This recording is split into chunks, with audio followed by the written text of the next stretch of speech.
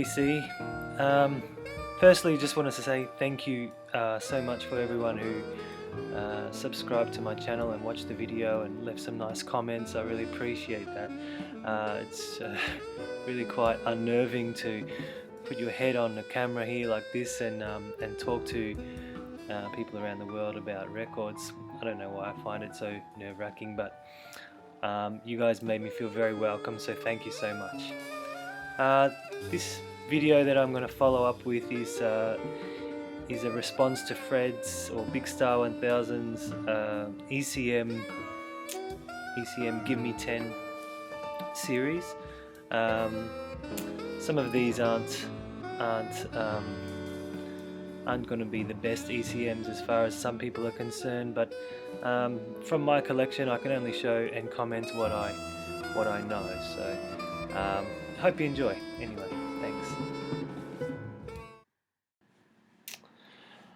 Okay, this is not in any way to try and challenge Big Star's choices. I actually think that he really nailed it with most of the records that he showed in his Gimmie 10.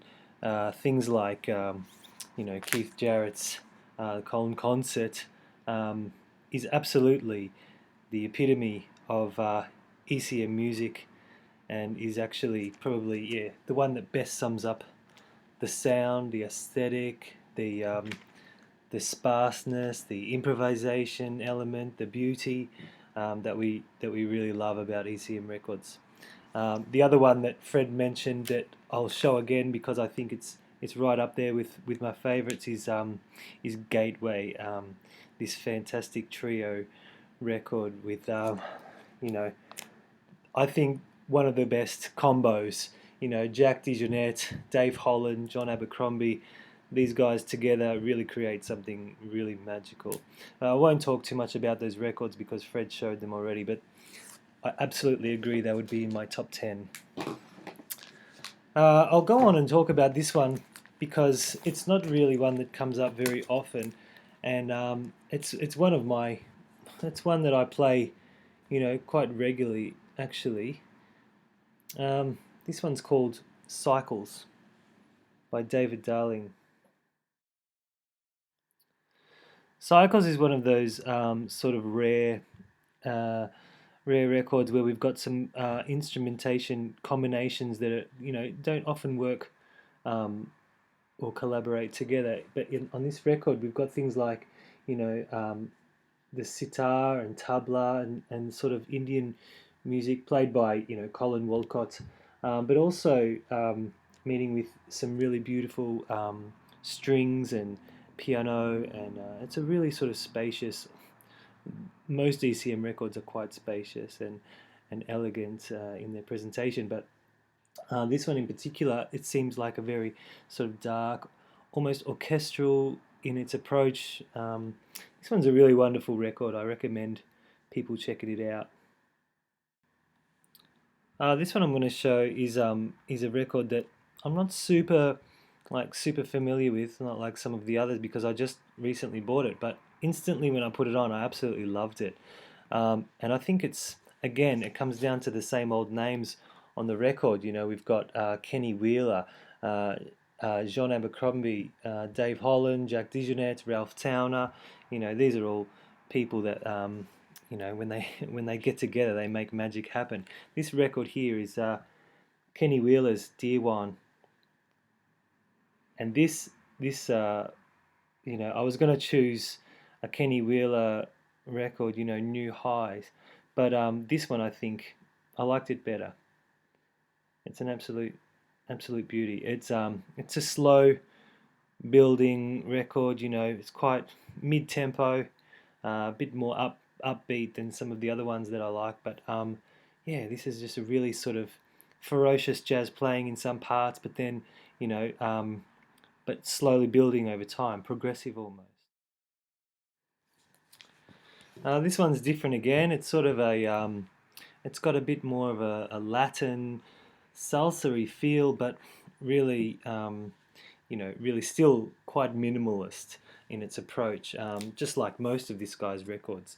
I'm a big fan of the vibes when done well, and this record here by Gary Burton Quartet, Passengers, is another one that I really rate, pretty highly. I mean, talking about ECM records is sometimes difficult because some of them, the music sort of blends. It can be quite, to use a term I don't really want to use, but quite nondescript, in the way that you walk away, you're not really sure what you just heard.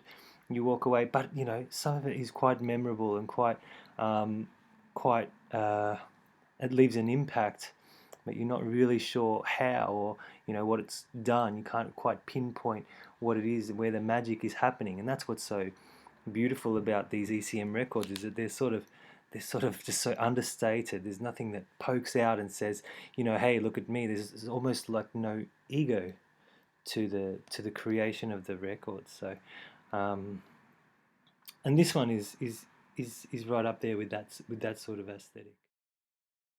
Another one that doesn't really come up all that often, but is another, what I think, quite a beautiful. I enjoy these really soundscapey sort of minimal approach records, especially when it comes to ECM. I sort of know a little bit what to expect when I put them on. I very rarely, if I see them, I very rarely leave them behind. ECM records, that you're going to get something pretty nice.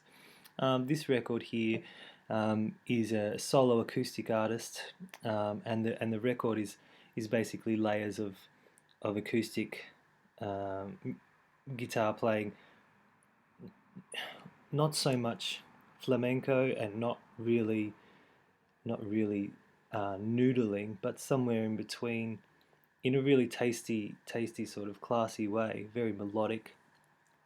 This is Bill Connor's theme to The Guardian.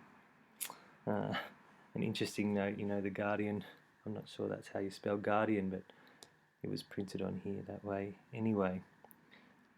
This is a lovely album, beautiful cover. That one's from, I think, 1974. Yeah, 1975. Sorry, I recorded it in '74. Yeah, just a beautiful album. One that I do come back to every now and again. On those beautiful Sunday mornings.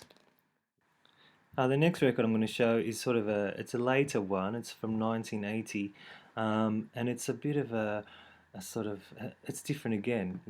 This one is not so much with the acoustic instruments. It's got quite a bit of synthesizer and keyboards and stuff like that. It's creating such a spacey sort of cosmic vibe to it, and that's this one. It's one of the ones that I picked up very early on in collecting records. Terje Ribdal, or Terje Ribdal, however you want to say it, Descendre. And this is a fine record. I think people that enjoy things like Robert Fripp's sort of guitar ambient stuff with that he did with Andy Summers, or fans of sort of slow building guitar work, atmospheric, spacey sort of things, lots of volume swells. It's quite a patient record to listen to, but it's well worth your time if you're interested in this sort of music. I spoke earlier about the combinations of some of the great musicians. That when they get together, magic happens, and one of those key people, I think, is John Abercrombie, who this is his sort of just a solo album, just such a beautiful example of how well and how talented he plays his guitars and mandolins and stuff on this record too. Yeah, electric mandolin. This is from 1977. Again, it's quite late. I love the artwork on this. So simple, but just a beautiful, serene, textural, vibrant record that you can really dig. This is one of my faves. Again, this is one that I'm not super familiar with because I only just recently bought it. But this is one I sort of had on my want list for quite a while. I've heard many people talk about it, and Campo, I think, has a copy, and James Buttery might have a copy. I know Big Star has a copy, and this is one I was always sort of jealous of that they had, and I've been searching for it for quite a while. It just came in to my house not long ago, and I've played it a couple of times, and I really dig it. This is Robin Kenyatta, Girl from Martinique, and it's a glorious, as you can see, flute, but also, you know, it's quite avant-garde. Again, spacey sort of record. Very funky record. You know, it's sort of got that clavinet sound on it, which gives it this sort of, I don't know how to explain it, but the clavinet it just sounds so soulful, so funky, and so rootsy. You know, this record's a beauty. I think it's one of the earlier ECMs. Yeah, 1008. You know, eight releases in, so it's pretty early on. But yeah, it's an absolute beauty. And last but not least, not by no means, this is my absolute all-time favorite ECM record, and in some ways, you know, it would make my probably my top 50 list of all time records. I bought this quite a few years ago, and I've just loved it ever since. It never gets old. You know, every time I play it, I discover something new about it. Um, this is The Colors of Chloe, Everhard Weber. Such a delightful album. Really magical. I'm a big sucker for strings, especially, you know, bowed instruments, bowed bass. Um, yeah, this is one that yeah, people should definitely check out if they haven't seen this already. Um, what can I say about this? It's sort of a chamber jazz orchestral approach to jazz music. Lots of solo bass on there, but you know, there's elements of sort of there's keyboards that warm it up, and there's some slight percussion on there at times and stuff. It's just a gorgeous album, gorgeous cover. Yeah, just beautiful. So that was my response to Fred's ECM Give Me 10. Hope you've enjoyed it. Leave some comments. I'd love to hear and discover some more ECM records. It's one of my favorite labels. And yeah, thanks for watching. Cheers.